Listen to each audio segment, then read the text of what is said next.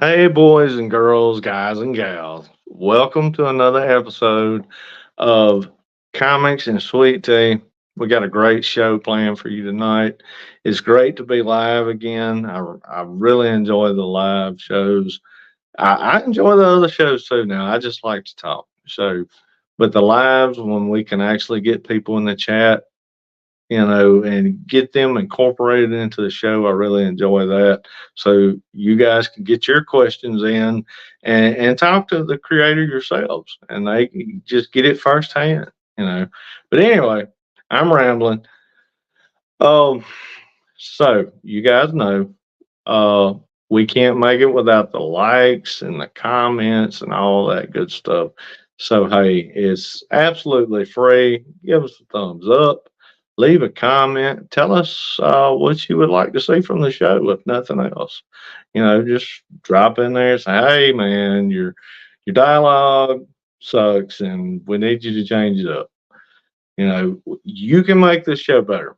It's up to you guys, which I think is pretty fucking awesome just the way it is. But anyway, I'm open to what you guys think. So be sure and drop it in the comments. Um, the channel's been growing. You guys have been spreading the word, and I appreciate that. And I ask that you continue to do so. We're trying to grow this thing out. Um, so all these indie creators come in here and we can talk about all sorts of things and just get more eyes on them. That's the point of this whole thing, getting them some exposure for their projects and just introducing them to a whole new audience that might not would have seen them unless they watched this show. So anyway, that's the gist of that. But without further ado, I've got an awesome artist and creator. She'll be on here telling us about her new awesome project. Without further ado, the great Anna Peterson. Let me bring her in.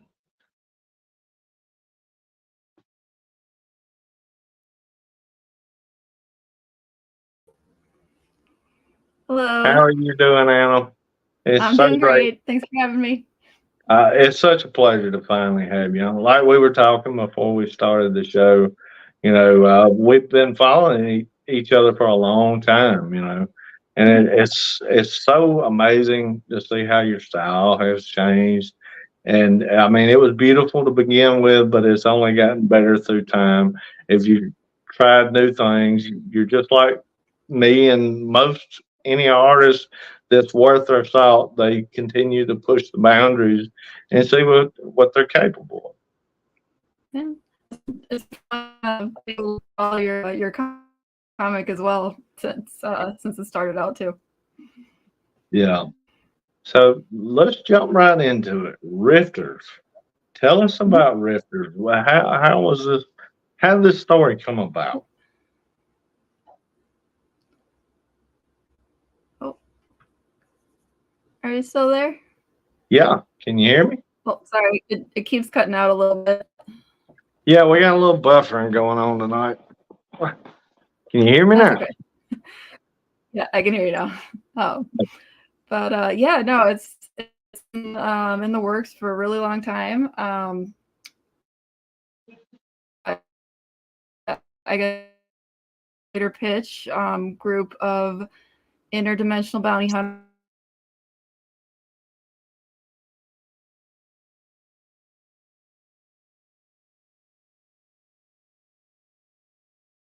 and then they discover kind of a secret about what's been kind of going on behind the scenes and have to kind of jump in and save things at the end. Right. That sounds amazing. So, if I read it right in the campaign, we're looking at one book per character. Is that right? So we're going to have this will be a 6 book arc, basically. Yep. Yep. I don't know exactly what that's going to look like in terms of issue numbers. Right. I know Right. the first issue was a little bit longer because you're kind of introducing more, and there's not quite as much dialogue as there is going forward. So it's a little longer than some of the other ones, but yeah, it's each one's gonna have their own little arc, and there's 6 characters already. So I got you. I got you. Yeah. So what got you into comics? I always ask this question because I mean you never know what you're going to get out of somebody when you ask that question. And because everybody comes from totally different backgrounds and the way they're introduced into comics, I mean, you've got the movies nowadays, of course. So some people are introduced through that now with a younger crowd. But what got you into comics? what got me into comics? I kind of came into the game a little late. Most people that are really into comics, I know, kind of grew up on them. I didn't live in an area growing up that really had like comic book stores. We had the internet, but it was still, kind of crappy dial-up internet. So definitely didn't have a lot of access growing up the way that people have access now. So I kind of initially was a lot more interested in film than I was in comics, but kind of working in that as a background, I sort of found that I really liked the storyboard aspect a lot more than the actual like working on the film sets and those projects. And I went to school for fine art, so I felt like comics just felt like a better fit, and I feel like I kind of really started taking it more seriously about like 8 or 9 years ago. Gotcha. So you saying that Rifters, would you, if you were to turn it in, say, a movie producer or cartoon maker, I give a better word, cartoon maker, come along and said, "Hey, we want to make this into something." What would be your preference? Would you go the film route, the series route, cartoon route? Honestly, I think animation would be the coolest. I feel like one of the things that I like about comics a lot versus live action is in comics, I feel like you're able to suspend your disbelief just a little bit more than you are in live action. And I feel like that's kind of true with animation as well. So I feel like if it ever was something that, was not just like a comic format and it was more of a either live action or animation, I feel like I really like animation in the way that you can bend reality just a little bit and people can believe it a bit more than if you have real people in it. Right. And I tell you, it's amazing some of the strides they've taken in animation here in just the last few years. It's steadily been, they've been pushing the envelope. But I mean, like you look at film like Into the Spider-Verse and stuff like that, and I mean Star Wars Visions. Some of the stuff they're doing with that animation is just absolutely incredible. So it is amazing, what they can do. And I feel like they've started it started becoming a lot more popular to have animation that is specifically geared at older or mature audiences versus, 15 years ago that wasn't really that big, except for maybe some movies from Japan would be kind of more geared towards adults. But it's like we just finished watching Samurai and Invincible, and just like they're clearly very much adults featured animation styles, which is really nice to see. I'm enjoying getting more of that in the right. Blue-Eyed Samurai was I've only watched like 1 or 2 episodes. I hadn't had the time to really get into it. I loved what I've seen so far though. It just, oh my God, the animation just it and the story. I can't wait to sit down and have the time to absolutely just sit down and finish it. It's incredible. Yeah. It is. Yeah. And I want to say, I'm trying to think of her name right now. I know she did a lot of she worked in comics. She's worked in comics for quite a few years now. She just recently went to work with Netflix, and she's kind of jumped in there. She did some of the designs for Blue Eyed Samurai, the character designs. But Mhm. I, is it Abigail? Abigail. Anyway, my Yeah. old brain just doesn't want to work today. But her work is absolutely incredible. I absolutely love it, and you can see it in Blue Eyed Samurai. You know, even though she just did the character designs, she's not doing the animation. It carried over to the animation. You can see her style all over it, and it's just amazing. Yeah. So, talking about the animation, let's kind of jump over a little bit.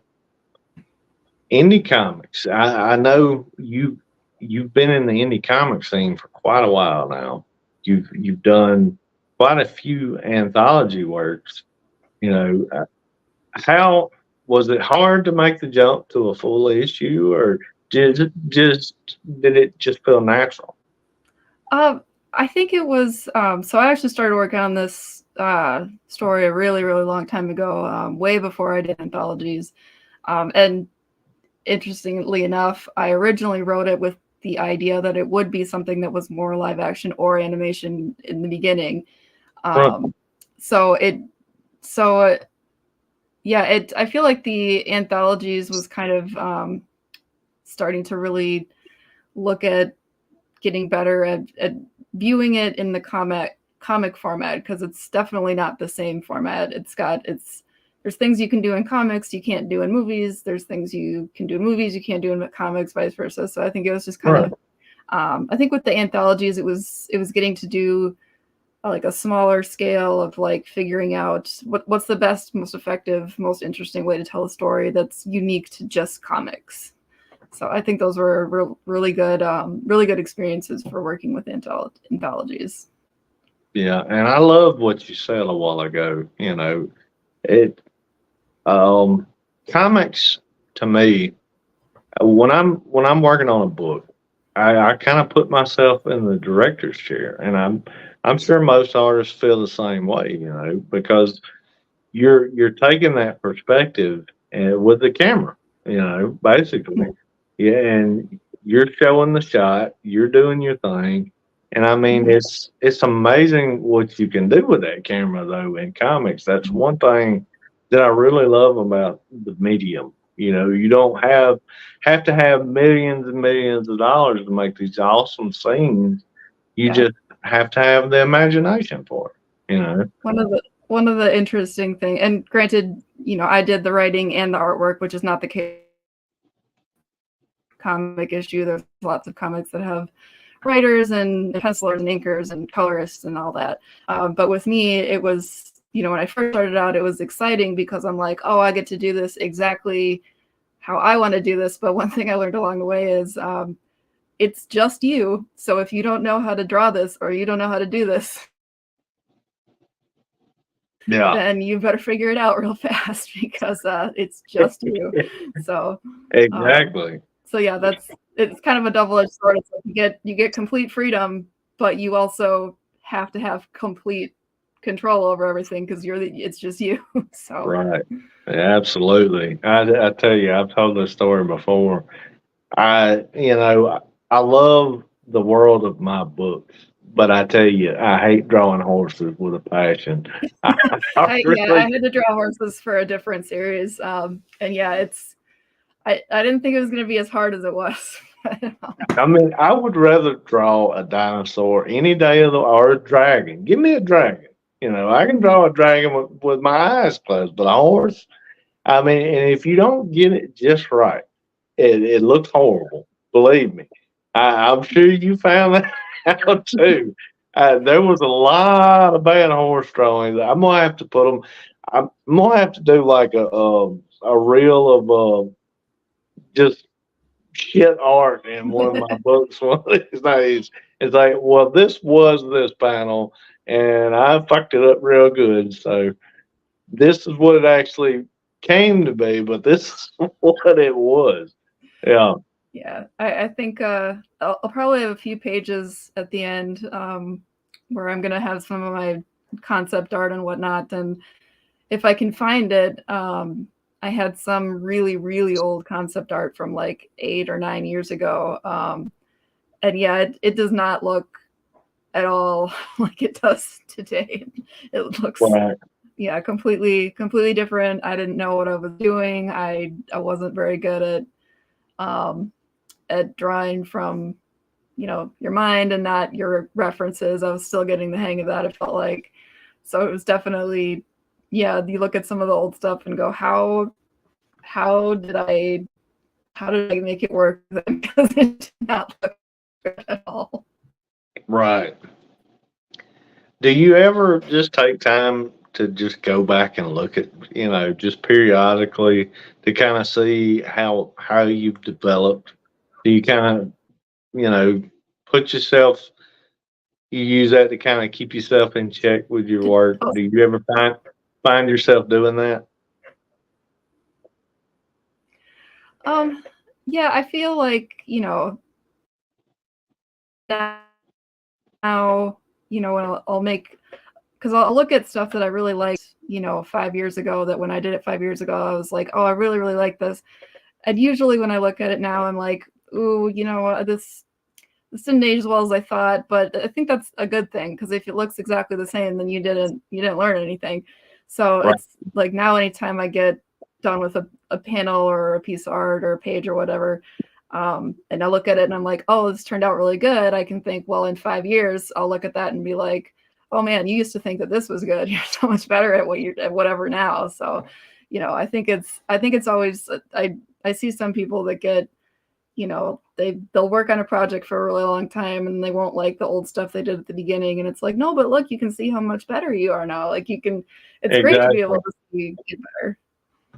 Yeah, I love.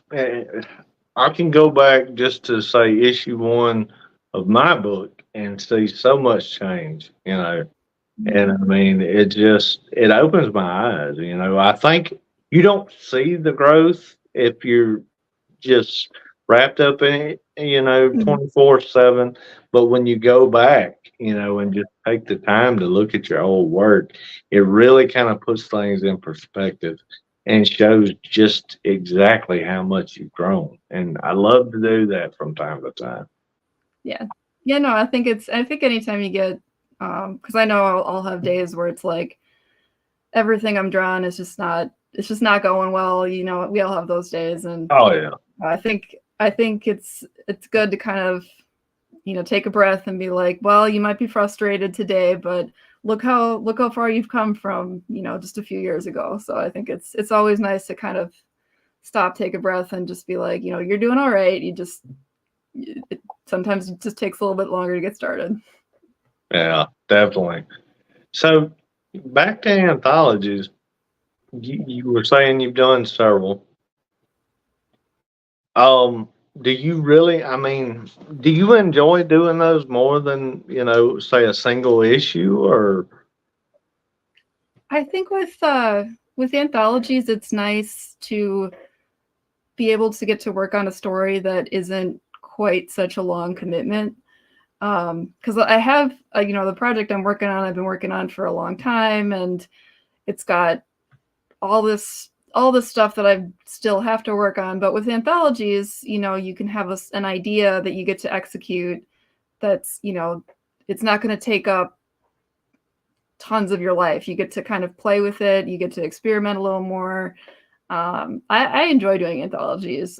If I had more time, I would do more of them. But as this project's kind of getting more ramped up, that's a little bit harder to find the time for. But also, it's really nice to do anthologies because you get to be in a book with lots of other creators. You get to meet lots of other creators. You get to see a bunch of stuff you might not have seen otherwise. So I think anthologies are really great,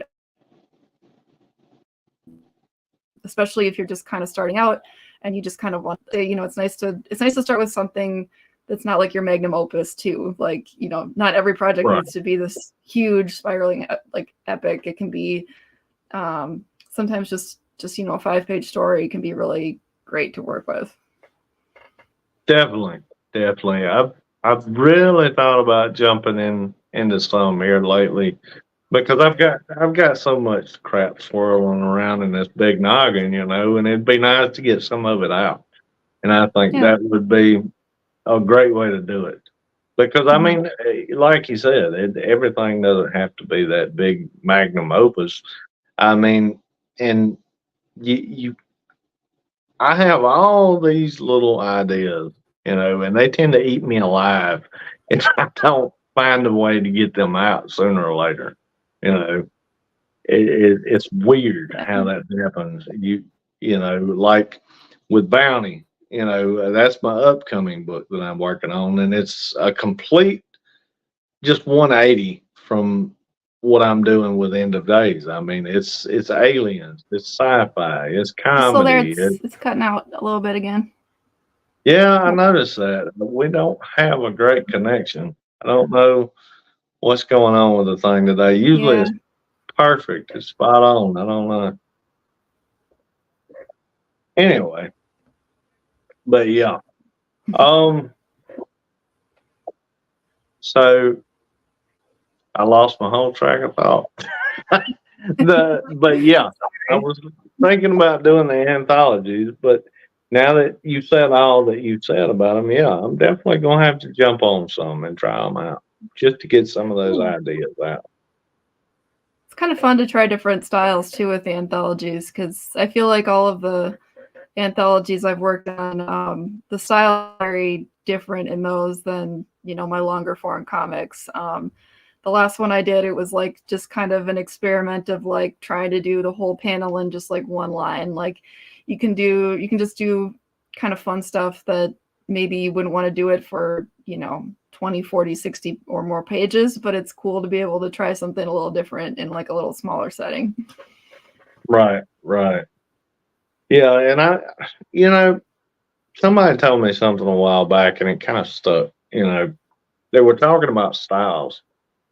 And I know an artist, everybody that draws, they know that style is basically mistakes from, Mhm. basic art.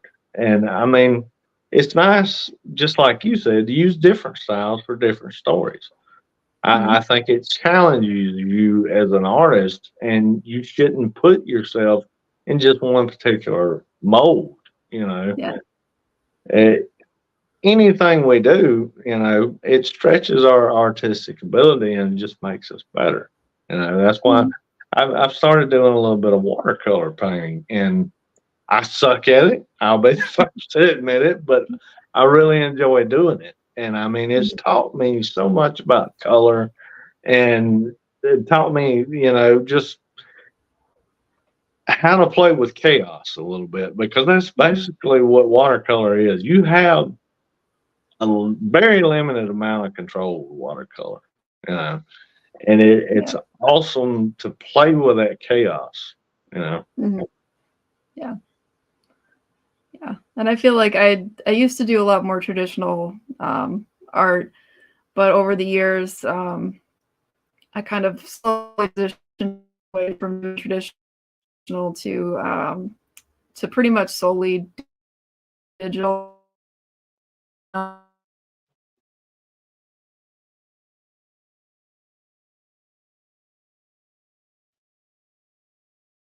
Oh, it's cutting out big time. You there? Between the cost of the materials, the oh, can you hear me? Oh, I caught bits and pieces of it. We've got, yeah, I don't know, the connections in and out. You there?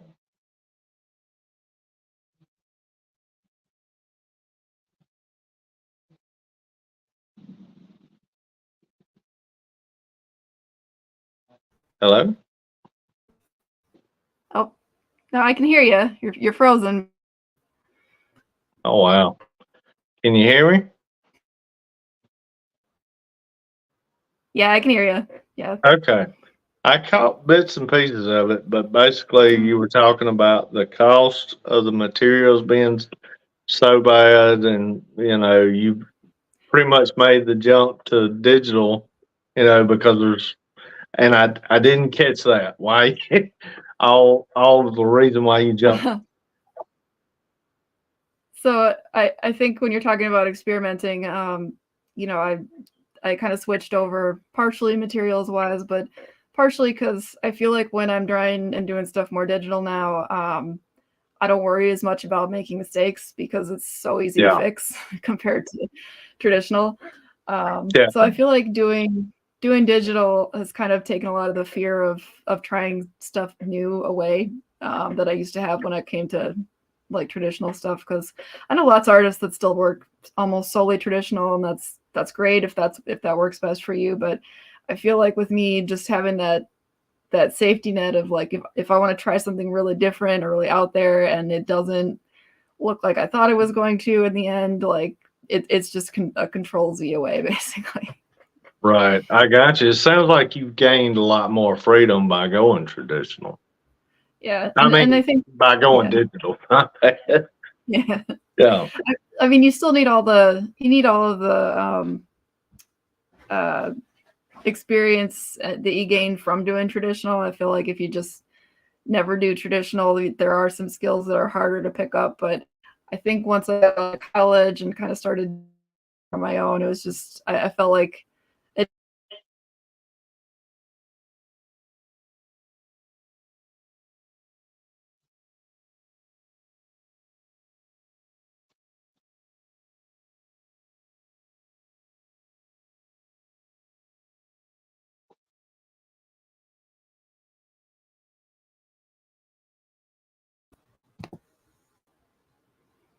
Can you hear me? Yeah, I can hear you. I was just trying to switch my internet connection to see if that helps.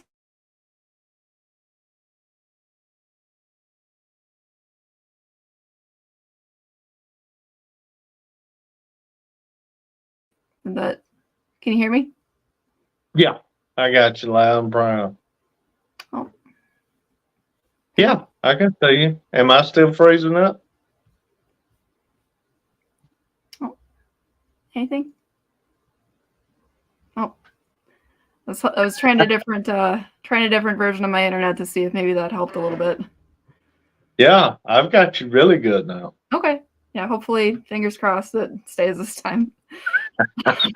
We'll see. I I used to be notorious for having these issues. I hadn't had them in a long time though. Up my internet and everything's been fantastic. I don't know. Maybe it's a weather issue. Who Yeah, knows? maybe. Who I don't knows? know, but hopefully, it seems like it works a little better now. So Yeah. But yeah, I mean, personally, I started out traditionally too, and I found out really quick when I began working on the first issue of my comic. I was probably 2/3 of the way into it, and I realized, hey, I've got to color this thing, and I'm not going to be able to do that, traditionally. So I really need to figure out this digital thing, and it just made sense. It really did mhm. because, like you said, it's so easy to fix mistakes, and it's a time saver. It really is. Yeah, Because yeah, I still scan some stuff in, but I mean it's so easy just start digital and just see it all the way through. yeah, Uh, yeah. it's I'll convenient. I'll still sketch some stuff, in my sketchbooks, but usually it'll just be like, a couple panels in there that I'm like, oh, I really liked how I sketched this out, so I'll just take a photo of it and just bring it over to, Right, and it's so easy to do that. I mean, I didn't have a clue.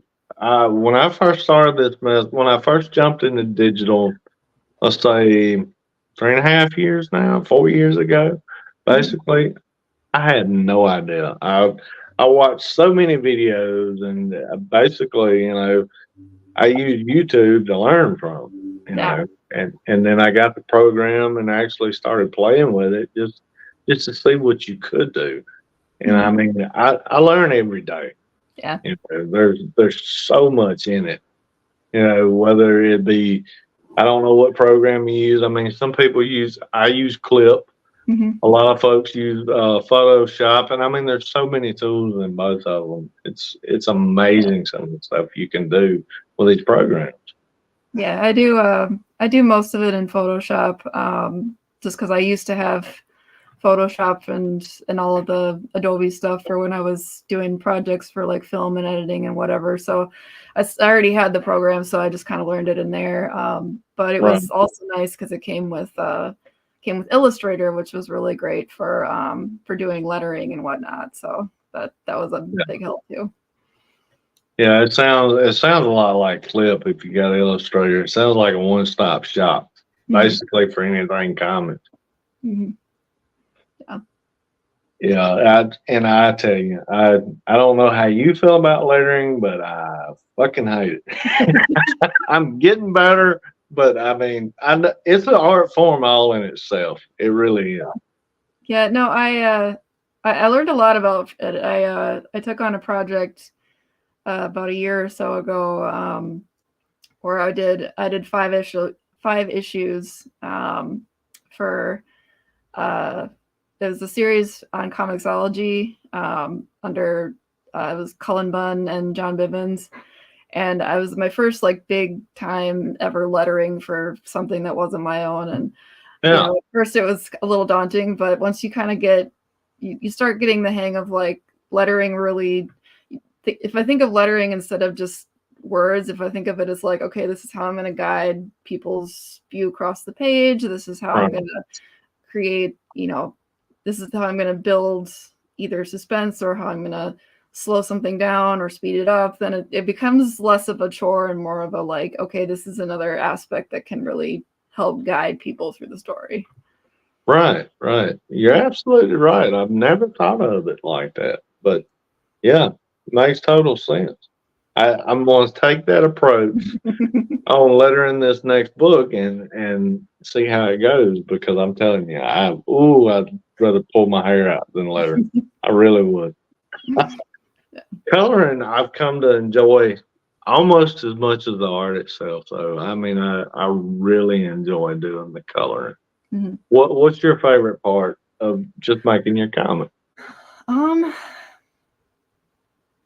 I don't know. It's kind of hard to say because I feel like once I get past the really rough penciling and start really drawing and inking so that you see the characters really start to look like the characters and not just sketches anymore, I think that's the most exciting part, because you still have lots of possibility ahead of you, but it's starting to look like a real thing instead of just sketchy mess. But I do like coloring a lot too. I used to like doing, I used to do a lot of like actual painting, and I used to do a lot of color correction for films and stuff. And it was always cool to see how the coloring really changed the mood and the tone, and just, it was always really fun to get to kind of see that. But I feel like anytime I was coloring, I'd always get to this sort of like peak where it's like, I know it's not finished, but I'm not happy with it yet. So I just kept going back and forth on coloring back and forth. But I feel like once you kind of get into the flow of it, I think it's kind of the final piece that kind of brings it to life in the end. Right. Definitely. Yeah. Yeah. And then, I mean, you can get lost in the coloring too. I mean, you really can. Yeah. I've spent days on single panels, but I mean, it paid off, and I learned a lot, but I mean, I've gotten to where I kind of have to rein myself in, a little bit with the colors. Yeah. I think, yeah, it's one of the hardest parts about doing comics is, you gotta have a stopping point, because you could work on it indefinitely and it would never be done. You have to decide, okay, what's my happy middle ground of, this looks like how I want, versus I'm going to work on this, forever until I get it perfect, because it feels like you're never really going to get it perfect. So, yeah. We're all our own worst critic. Yeah. And I mean, if everybody else will come along and say, "Oh man, that's beautiful, it's beautiful," and you look at your own work and you just, No, I can do better than that. That's shit. Yeah. You have to just, hey, you have to be able to say it's good enough, and just move forward because it's all, it's Yeah. you got to be able to do this stuff quickly too. If you want to become, get on with a publisher, you got to be able to make those timelines. For sure. And no matter how good or how detailed you bring to it, I think your reader is always going to bring something to it as well. So they're always going to fill in some of the stuff that Exactly. maybe you didn't draw 100% all the way through. So I feel like no matter how much you bring, your audience is going to bring something anyway. So you don't have to do every single blade of grass. Like they'll take what they need out of your story. Exactly. And it's that's another thing about comics that I absolutely love. If the story's good, you can kind of give a little leeway to the art too. It's just like you said. I've really noticed through the years, great artists that I really enjoy, are let me step back a minute. Okay, back in the 90s, I really enjoyed artists like Jim Lee. Jim Lee was like my guy, Mark Silvestri, those image artists, But now I look at people, and don't get me wrong, he's a fucking incredible artist too, Olivier Coipel. But I've looked at his work, and I mean, there's so much that he leaves to the reader. I mean, he'll start something, and you look at this thing from a distance, and it looks complete, but it's done. It's so beautifully simplistic. And if you look at, and I went back and looked at Joe Kuber's art, and I mean, what he could do with the space of a page, it was just absolutely incredible. But when you really kind of put it under the microscope, it was so simplistic. That's what I want to get to. Yeah. Where you don't have to draw every little single blade of grass. I mean, they use such simple lines, and Olivier does it too. I mean, all the greats, I think, really, they find a way to do that. Yeah. I think one of the biggest skills you can bring to comics as an artist is figuring out what style is going to fit the tone the best.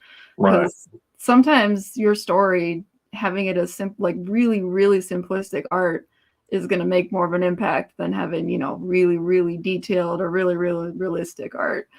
So I think figuring out the tone, and if you want to go the direction where everything's really heavily shaded and darker, or if you want to go where it's very minimalistic, just figuring out like what story are you trying to say, and what's going to be the most effective tone in your art style to bring that to it. Because I think sometimes less is more. Sometimes exactly stuff. Yeah I've learned that a lot here just in the last couple of years.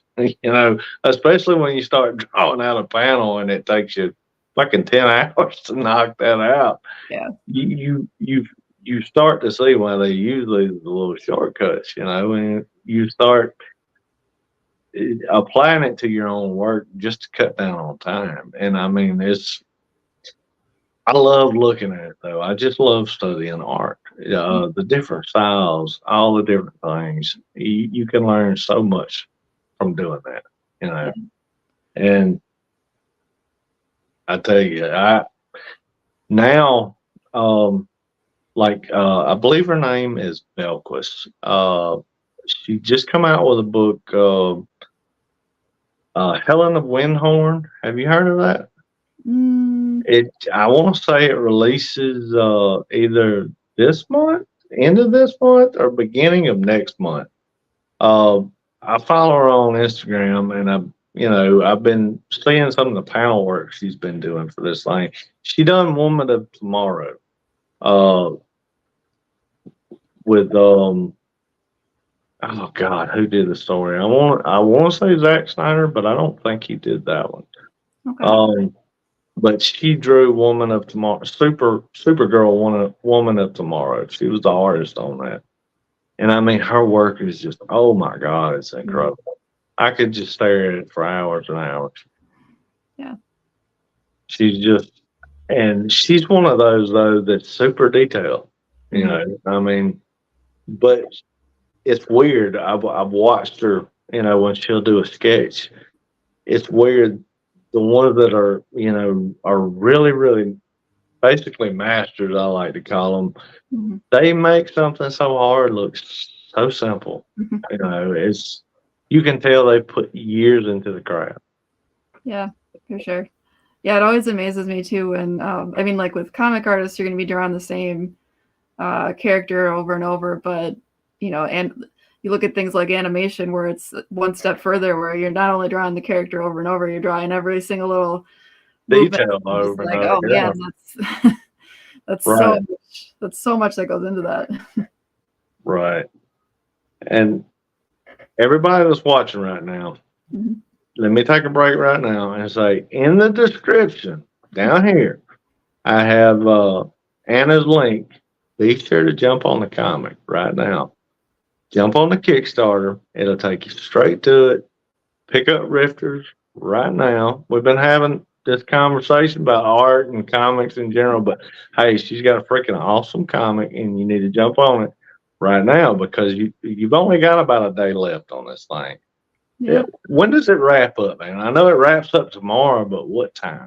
I think it wraps up just before midnight tomorrow Central Time. So I'm not sure what that is, Pacific Eastern, but I think it's like 11:59 Central Time. So I'll make it easy for you guys. You're out of time. Get on it right now. Yeah. Go ahead, just hit the link. Go now and sign up and get the book. You'll be glad you did. She does awesome work. But anyway, back to what we were talking about, just comics and movies and all different kinds of things.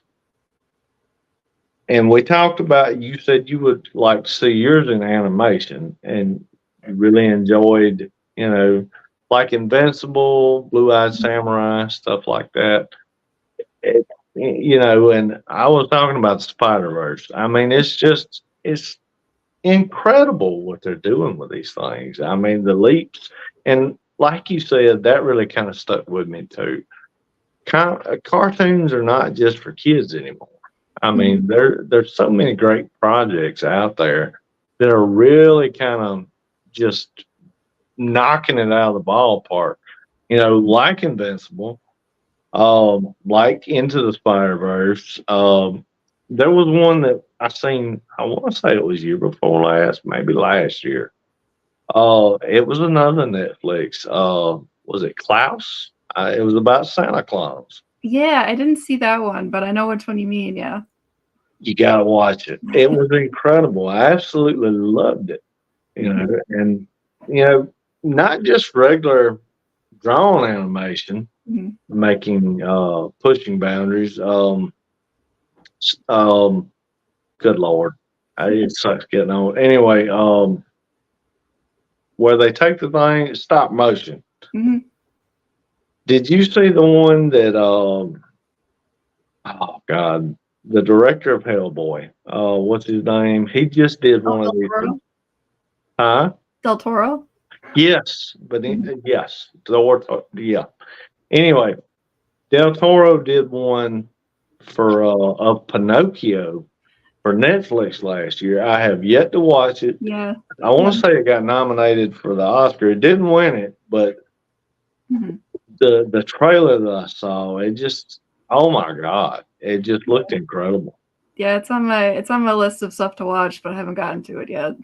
But definitely watch Klaus. You'll like that one. It was really good.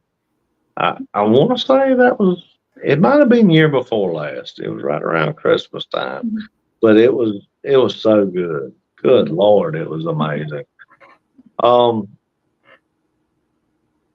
Let's see. How do you get in a good creative headspace. You know, we all have artist block. We all run into that. What's some of the things you tend, if you're having art block or something like that, what's something you use to kind of get you out of that and get you in that rhythm to start getting your art going? I feel like my issue is less the art block and the more getting easily distracted by all of the technology and all the stuff, in my house, and just having a harder time like sticking to it. Because I do tend to doom scroll a little bit too much when I'll just be like, oh, I'll just take a 5-minute break and give my eyes a break, and I'll just Yeah.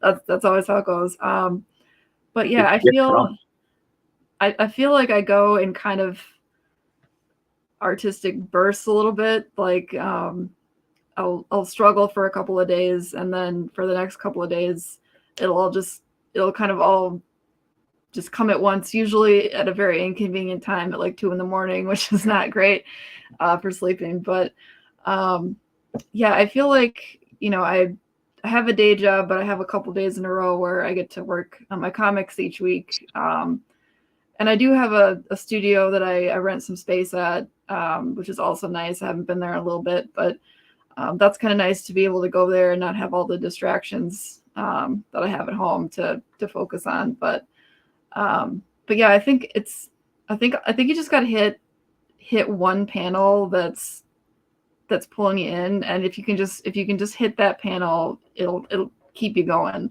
But I feel like, yeah, usually the hardest is when you work your day job and you come home and you're just like, I just want to stare at my phone. I don't want to put any more mental energy into this today. But I think it's like once you get that little bit going, I think that helps a lot. Yeah, I completely agree with that too. I know what you mean. I'm like, oh, I'm just going to take a minute and see what so and so's done on Instagram. Yep. Yeah, and then 2 hours later, you're like, what the fuck happened? Yep. Yeah, it's easy to go down, jump in that rabbit hole quick, like and in a hurry. Yeah. But like you said, it's those little things, those panels. Say that one panel that's kind of eating away at your brain. If you can get in there and knock that out and just fall in love with it, it just helps you to just push on through and knock that page out or knock 2 pages out. Mm-hmm. Yeah. What limit do you set yourself for? Like if you're in a good creative space, and what do you try to knock out in a day? I guess that kind of depends on what part of it I'm working on. Usually coloring tends to go fairly fast for me. Because usually like I'll be doing kind of like one setting. And once I get a panel that I like and I've got the colors that I like for it, it's usually pretty easy to replicate for other panels. Right. So I tend to work in a lot of blend modes rather than than painting more. Like I'll get the base colors down, the colors that I want, and then I'll kind of play with the blending modes, the lighting, which those things go a little faster. Yeah. But honestly, it's kind of hard for me to give you a number because I feel like it's so all over the place. Like sometimes I'll do one page that took me like 4 days to do, but I'm happy with it. And then other times I'll have like a week where I got, a page or two a day done, and I'm also happy with it. So it doesn't feel like I have like a really nice solid number to give you because it's so. I completely understand. Yeah. And I feel exactly the same. There have been days when I've knocked out 4 or 5 pages of just, art, not anything but the art. But I mean, there's been days where I've spent a whole day working on a panel. I think it really, just like you said, it depends on what you're working on.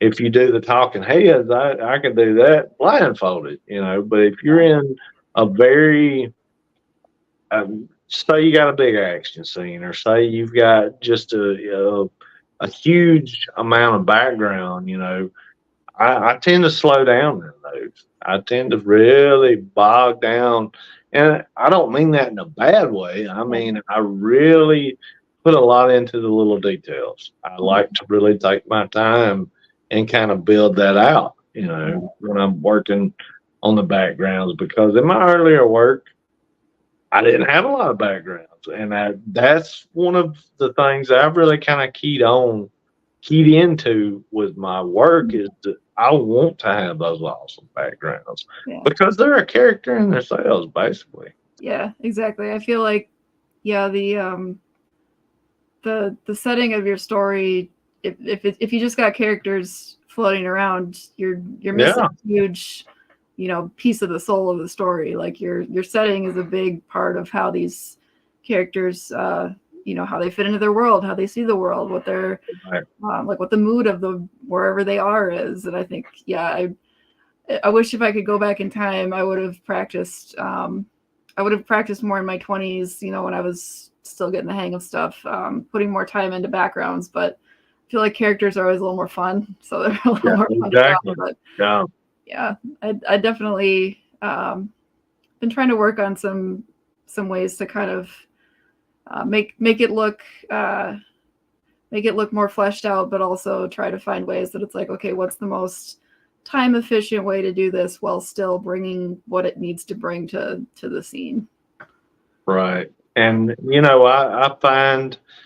I find those ideas just like you're talking about just by studying other people's work. Mm-hmm.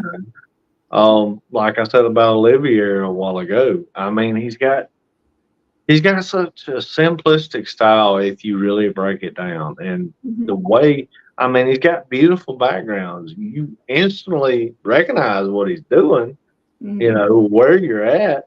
But then when you start looking into it, you're like, wow, this is so simple. Mm-hmm. Why can't I do this?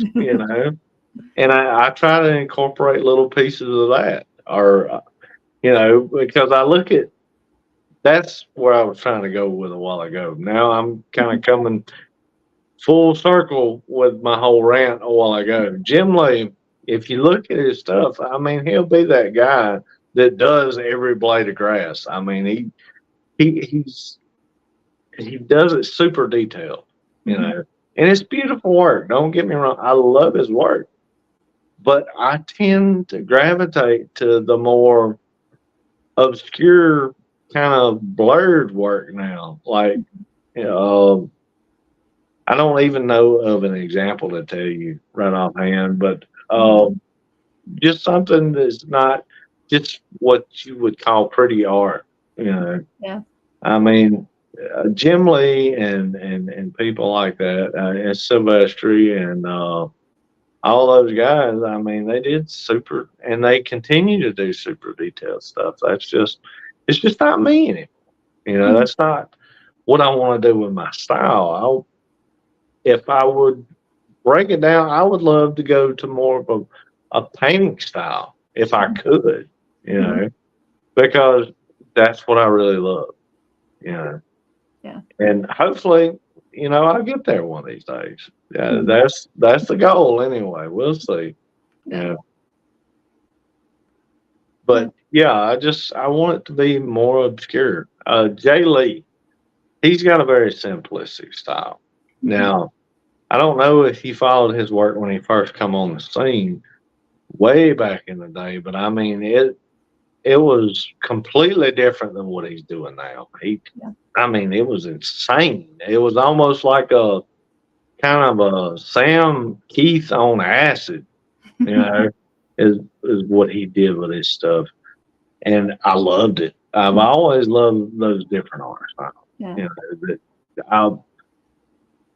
I tended to follow the artists that were super detailed and stuff like that, but I always loved the artists that just kind of pushed the boundaries, and that's what I want to be remembered for. Maybe kind of pushing those boundaries a little bit, not being just this cookie cutter artist.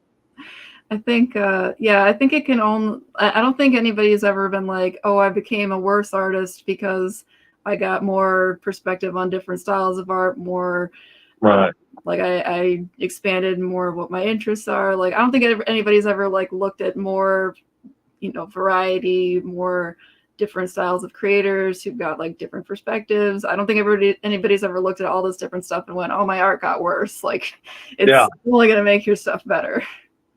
Oh, definitely. I completely agree. What are some of your favorite artists? I've been rambling on about mine. Tell me some of yours.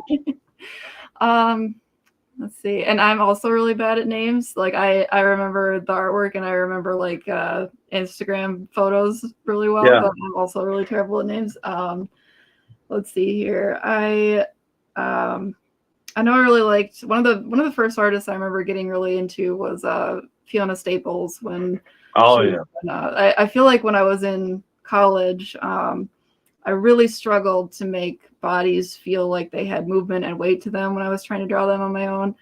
And I felt like in art school, like everything felt kind of stiff. And I felt like when I was reading, stuff that she worked on, something kind of clicked in my brain that hadn't clicked before, of just like how bodies feel, how they move, how they feel in space. So I was really liked her work a lot. And then oh shit, I was looking at them earlier too to be like, oh, I always get the question of like, what artist do you like? And I was trying to remember who I should say on here. I like oh my god, it's the brothers that do Hernandez. Oh shit. Yeah, I think I keep going. I think I know who you're talking about. Like they do oh my god, why can't I remember it? But I mean, it's been going for like 40 years. I'll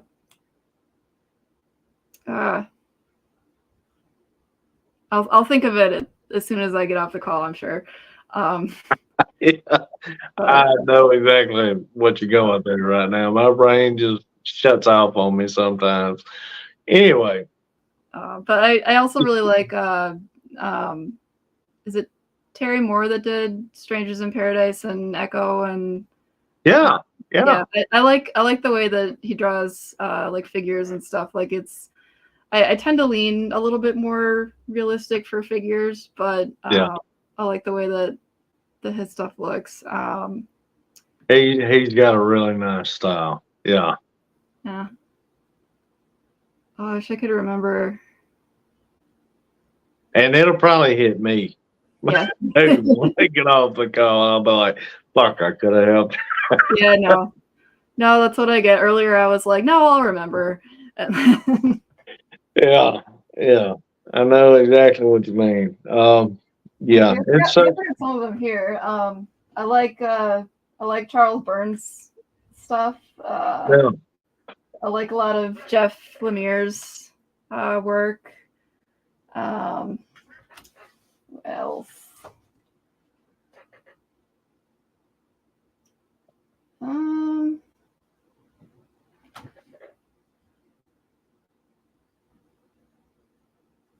blanking out.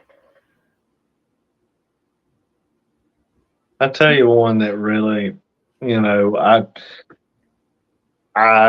kind of looked at his work when I was younger, and there's so many covers that I've went back and found that he done that I didn't know he done back in the day that really give me such an appreciation for what he's done. Mike Mignola.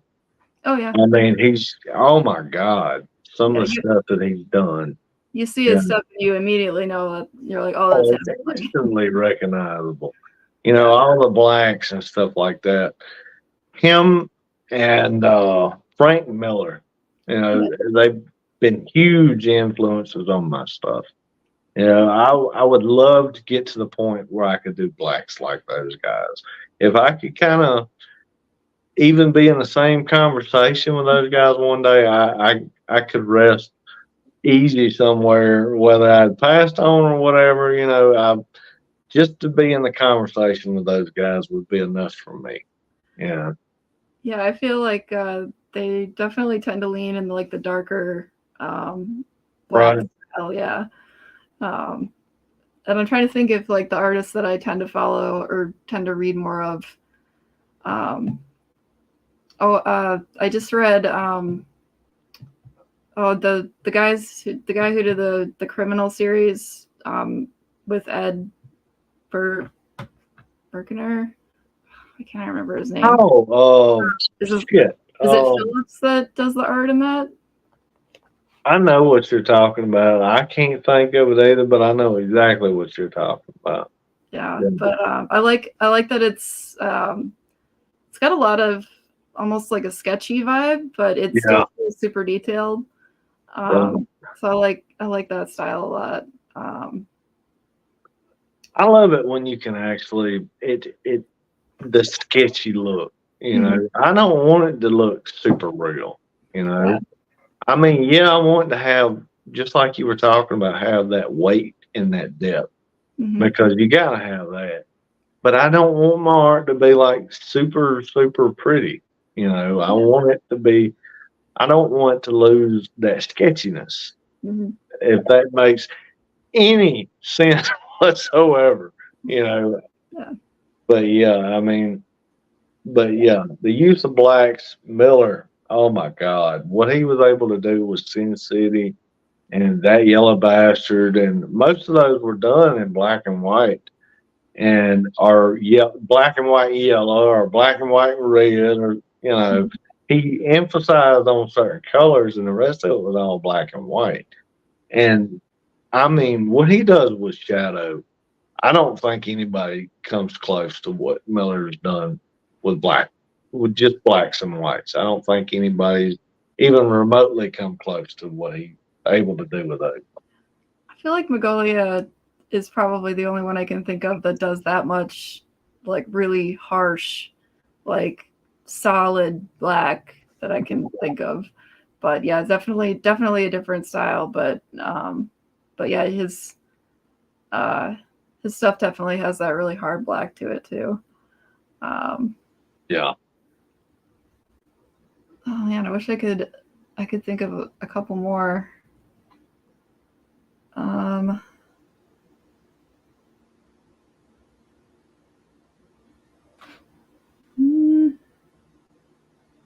And I'll text you that artist's name when it hits me. That actually worked on Blue Eyed Samurai. Okay. It's Abigail something. Okay. But I mean, oh my God, her work is absolutely incredible. Yeah. And she's got all the things that I like in the style. She keeps that sketchiness. It's more of a, it looks super realistic, but when you really get to breaking it down and start really focusing on the work, it's super simplistic, you know. And she tends to go a little darker with stuff. And I mean, it's just, oh my God, her work is just next level. It really is. Yeah. I've been following her for quite a while, and it's just amazing how she's developed through the last few years, especially. You know, now that she's starting to get into animation and stuff like that, she's like caught another gear. It's just amazing what people do, you know. Yeah. When they really get focused in on it. Well, I'm going to say this one more time, and you guys need to jump on it. Down here in the descriptions, Anna has got the link to Rifters. You need to jump on this link right now. Go ahead and back the Kickstarter. She's only got one more day on this thing, guys. So you don't miss this opportunity. Get on it now. Be sure to follow Anna on her Instagram. I've got that down there as well. So jump on both of these. You'll be glad you did. She's an incredible artist. And you'll see that one. You'll see that as soon as you open her page on Instagram. I mean, top thing, you'll be like, holy shit, this is amazing. Let's see. We got Man Cisco. Thank you, Man Cisco. I've been dying here, and he just jumps in and says, Abigail Larson. Fuck yeah, Abigail Larson. Oh, yeah, that's my husband. He saved us. Yes. Thanks. Appreciate it. Yeah, we've been sitting here. Oh, and then oh, but anyway, Anna, it was such a pleasure to talk with you, That was and really great to finally get to sort of meet you. Exactly. I love what you do, Thanks and so much. Appreciate it. you guys be sure and jump on this thing right now. You'll be glad you did. Uh, I'm sure it's going to be an incredible story from an incredible artist because that's exactly what Anna is. And I can't wait to sit down and read this thing. But Anna, it was such a pleasure. Right. Can't wait to have you on again. Sorry about the glitches to begin with, but hey, we stuck it out and we persevered and we conquered. Yep. Got it. Got there eventually. Yeah. But anyway, yep, great show. Well, I appreciate that. That's Jared. Be sure to check out Jared too. You'll love his work. It's at Pyramid Graphic Novels. He actually, Yeah, I think I follow that already. Actually, it sounds familiar. oh yeah, he Violent Dogs. That he's got other books, but Violent Dogs. I've said before that was last year's best read for me, hands down. It's incredible, and he's working on Violent Dogs issue number 2. He's got Night War coming. So yeah, you check him out for sure. Sure. But anyway, hey Jerry, be sure to jump down there and check out the link and back Anna. She's incredible. Thank you. You're most welcome, Jerry. You're fucking awesome, dude. Anyway, Anna, such a pleasure. Yeah. Can't wait to have you on again. Awesome. That's the show, you guys. Be sure to follow Anna, back Anna's book, and hey, give her all the support you can. And if you can't back the book, be sure to share it on all your social medias so other people will see it, because we don't have all these big companies backing us like Marvel and Disney and DC. We don't have all this ad space in all these different areas. You are our ad space, so be sure and share stuff. Help get the word out. You guys fucking rock. Anna, you're awesome. This was a great show, and that's a wrap, you guys. All right. Have a good one.